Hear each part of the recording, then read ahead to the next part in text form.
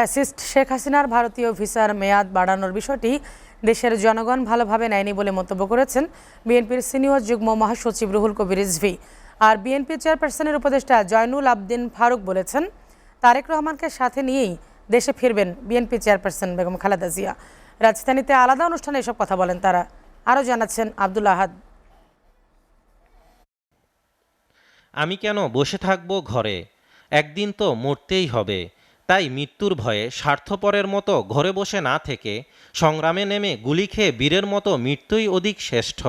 ঠিক এইভাবেই দশম শ্রেণীর ছাত্র শারিয়ার খান আনাস মায়ের কাছে চিঠি লিখে বন্ধুদের সাথে জুলাই আগস্টের আন্দোলনে যান।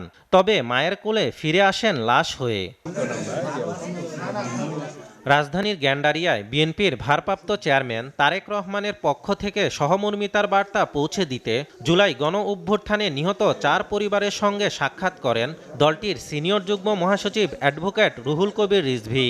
তারা কারো বাড়ি ডাকাতি করতে গিয়ে জীবন দেয়নি, তারা কোনো ফাঁকা জমি পড়ে আছে সেটা দখল করার জন্য জীবন দেয়নি।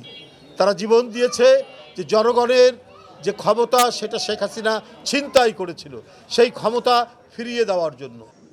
এই সময় রিজভী শেখ হাসিনা এবং জুলাই গণহত্যায় জড়িত পুলিশ সদস্যদের দ্রুত চিহ্নিত করে বিচারের মুখোমুখি করার দাবি জানান।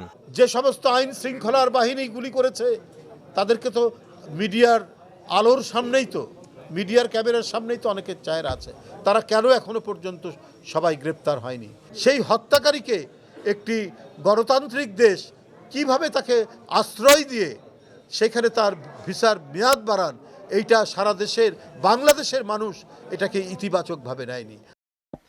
এদিকে জাতীয় প্রেস ক্লাবে এক আলোচনা সভায় বিএনপি চেয়ারপারসনের উপদেষ্টা জয়নুল আবদিন ফারুক বলেন, সিন্ডিকেট ভেঙে দিয়ে রোজার আগে দ্রব্যমূল্য নিয়ন্ত্রণে সরকারের প্রতি আহ্বান জানান। 16টি বছর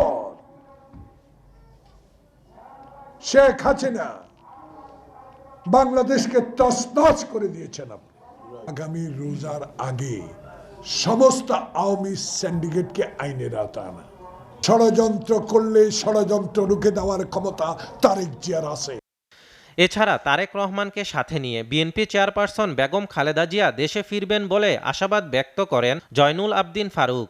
মা ছেলেকে নিয়ে বাংলাদেশে আসবে, কেউ ঠেকাতে পারবে না। আব্দুল আহাদ, এসটিভি, ঢাকা।